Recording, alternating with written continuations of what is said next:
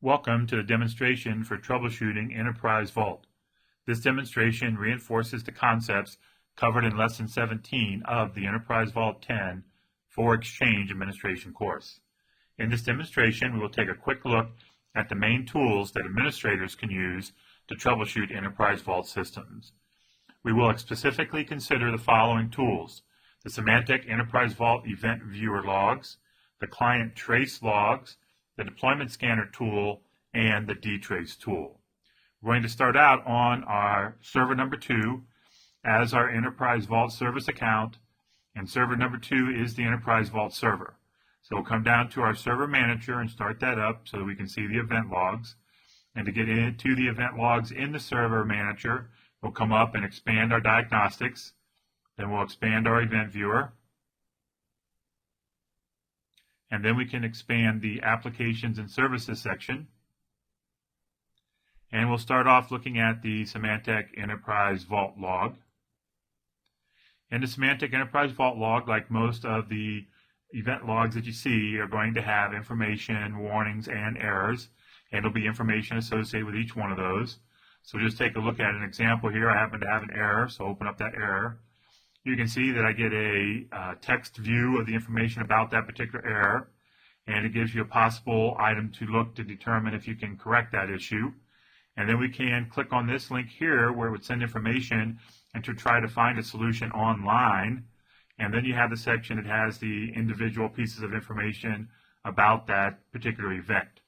And to see what information is going to be sent to the Enterprise Vault system, if you click on the link, we'll go ahead and click on this Event Log Online Help. And you can see it opens up and gives the product name, product version, the event ID, the event source, and the locale ID. And this information will be sent over the internet to help the online system, the knowledge base database, to try to find a solution for this particular error. But we're not connected to the internet, so we're not going to send it out. So we'll just go ahead and say no. We can go ahead and close our event dialog box. And we'll go over and look at the Symantec Enterprise Vault Converters log. And when I select the Symantec Enterprise Vault Converters log, I can see that currently there are no errors in the conversion process for the Enterprise Vault environment. So now what we'll do is we'll go ahead and minimize our server manager. And we'll move on to opening up the Enterprise Vault Administration console. And what we want to look at this point is the Enterprise Vault Online. This can give us additional help associated with trying to troubleshoot or just get additional information about Enterprise Vault. And you can see that I can go to Symantec Connect. I can have links to the compatibility charts in case I'm thinking that my problem might be caused about the software and hardware compatibility. I can get additional product information. I've got my Support Online service portal. I can set up for email bulletins. I can go through and set up for documentation feedback. I can get with Symantec Global Services. I can find a Symantec partner, and I can also look at doing business with Symantec. And each one of these will take you to a website to help you get additional information, either with just general information about Enterprise Vault or specific things about troubleshooting. And while we're here, let's go ahead and look at the product support section. And for this product support section, we'll open up the drop down, and we can see that the Enterprise Vault Online Help System can help us out with things such as the Compliance Accelerator, Discovery Accelerator. If we were doing file system archiving or domino archiving, SharePoint, or even SMTP archiving, we can get support for the specific product that we're having a problem with. Well, we're concentrating on the Enterprise Vault for Microsoft Exchange, so I'll go ahead and select that as my option. And then what I would need to do next is to go ahead and look at being able to run additional troubleshooting tools from within the Vault Administration console. So what we're going to do is we're going to look at what happens or what's available prior to turning on what we call our advanced features. So I'll come up here and expand my directory, and then I will expand our site, and then I want to expand the Enterprise Vault servers, and then I want to expand the actual EV server, which is server 2. And what we want to note here at this point is that under the EV server, I've only got 2 nodes. I got the services and tasks. We'll see here in a moment when we turn on the advanced features, I will get an additional node called traces.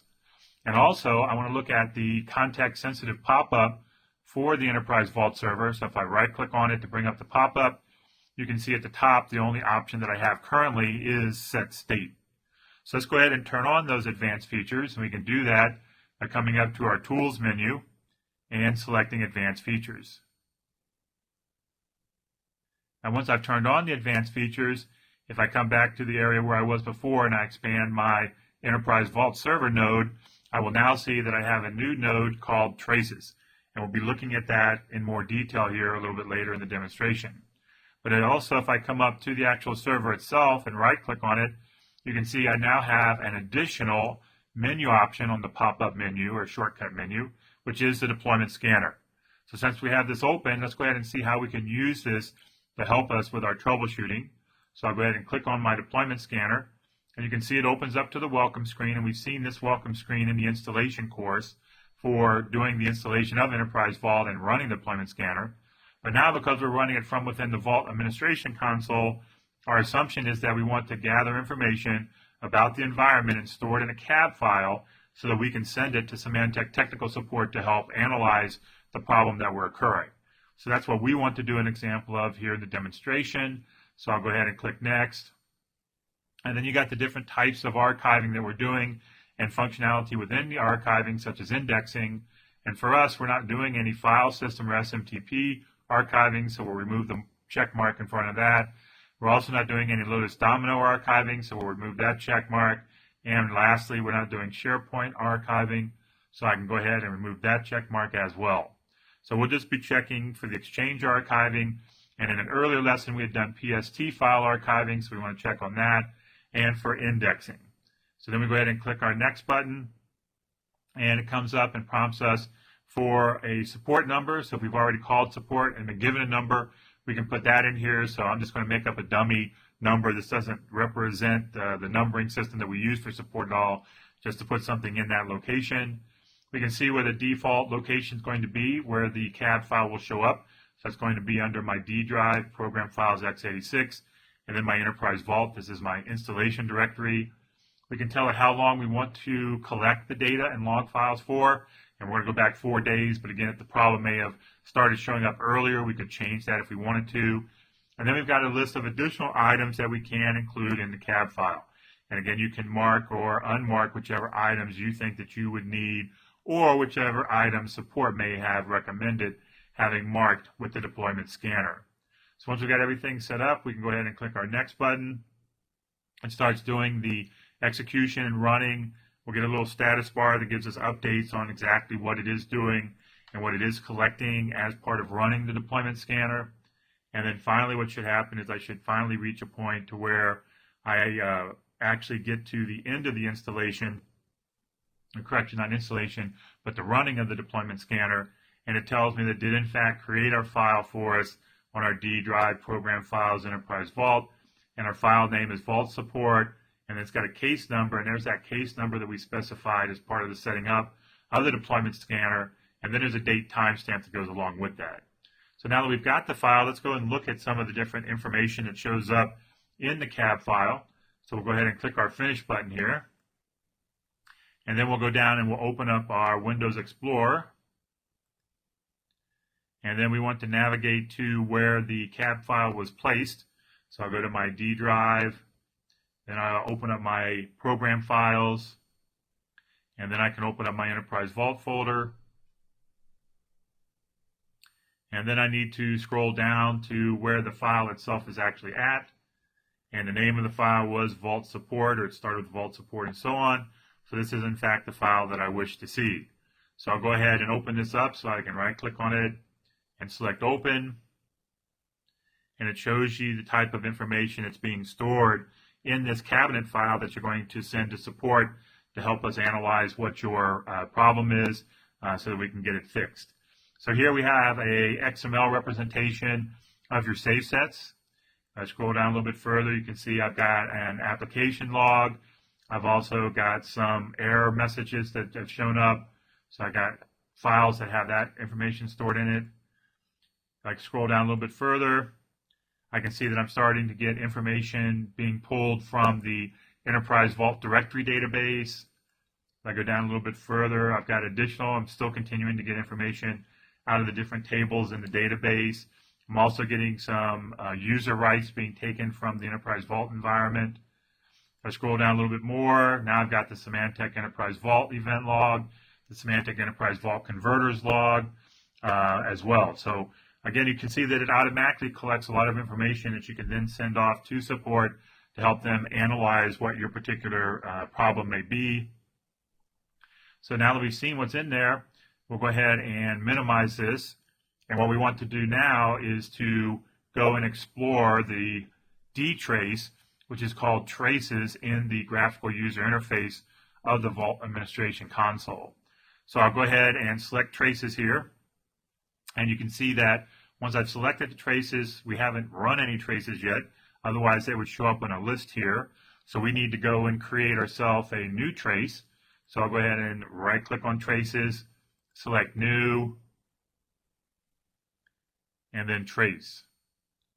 Now you can run the dtrace from the command prompt, and we talk about and show you how to do that in the maintain and troubleshoot course. But here the idea is that you don't have enough experience to analyze the trace logs yourself, so therefore you just want to run a trace so that you can send it off to support. So once I've started up the new trace wizard, I can go ahead and click next.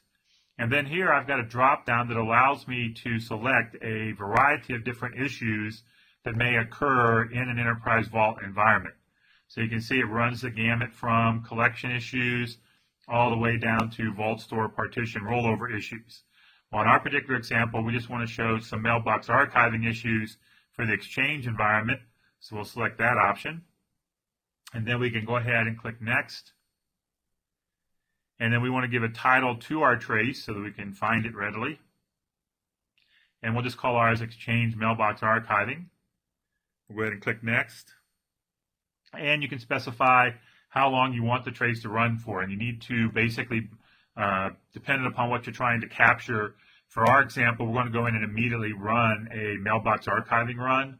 So 5 minutes should be plenty of time. Also, if you're worried about the fact that if you do start to run it for a long period of time, you may take up too much space, you can set a maximum log file. Now again, running it from the command prompt gives you additional functionality that you can actually set up triggers to determine when the trace starts and when the trace stops. And again, we talk more about that in the maintain and troubleshoot course. So it shows us where it's going to store the log files when it creates them. So we'll just go ahead and click next and accept the defaults. It gets our summary and we're now ready to run the trace. So we can go ahead and click the Run Now button. And it says that we can find the details about the trace that we're running under the traces option under our server. So we'll go ahead and click Close. And sure enough, we can see the Exchange Mailbox Archiving trace that we had created there. And its current status is running, and its running time is for 5 minutes. So now what we want to do is we want to go ahead and run a task so that we can capture some archiving actions. So I'll come up here to my site because I want to run the task from the Common Tasks Launchpad. And then we'll go ahead and expand our Enterprise Vault Server Management section. And we'll click on the Run a Task option here. Once that opens up, we'll expand our server and all the tasks that are running on this server. And we will select the Exchange Mailbox Archiving task for Server 1. And Server 1 is our Exchange server. So we can go ahead and click OK. And it starts up the run now for that particular task. And we do want to do short and archive processing together, so that's fine for the run mode. We are going to change this just to archive up to 10 items. And we do only want to do it just for one mailbox. So I'll go ahead and click OK. And for the mailbox, we're going to be using H. Burton. We've used that user in previous examples. So I'll just type in Harry here for the contains because it's Harry Burton. I'll go ahead and click OK. And you can see that it finds Harry Burton's mailbox. So we select Harry Burton in the list, click OK again. And we get our summary saying that it successfully launched our task. So we can go ahead and click OK. Now what we're going to do is we need to wait until our status for our trace has gone from running to complete to make sure that it captures everything that happens after our archiving run is running. So to make sure that I can refresh that, I'll just come back over here and click on Traces. You can see it's still running. I will periodically press my refresh button up here, and ultimately after the 5 minutes, the status should change over to completed. And what we're going to do is we're going to go ahead and open up the trace here. Instead of having to navigate to the log, the Vault Administration Console actually gives us the capability of opening the log from within the Vault Administration Console. So all I have to do is just right-click on my trace that I've run, and you can see that I've got the Open Log option. So I'll go ahead and select that, and it opens up the trace log. Now we're not going to go through and analyze the trace log and look at all the different items inside of the trace, because again, we save that for the Maintain and Troubleshoot a more advanced course. But you can see here the things that we were tracing, the processes that we were tracing by selecting the option of the archiving issues within Exchange. We were actually tracing the agent, client, broker, the archive task, the storage archive process, and the W3 WP process.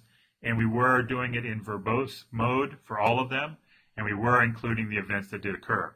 So here, instead of us having to go through and running from the command prompt and try to figure out which options to select for our trace by going through the Vault Administration Console traces, it automatically picked the most common trace options for having mailbox issues or archiving issues from Exchange.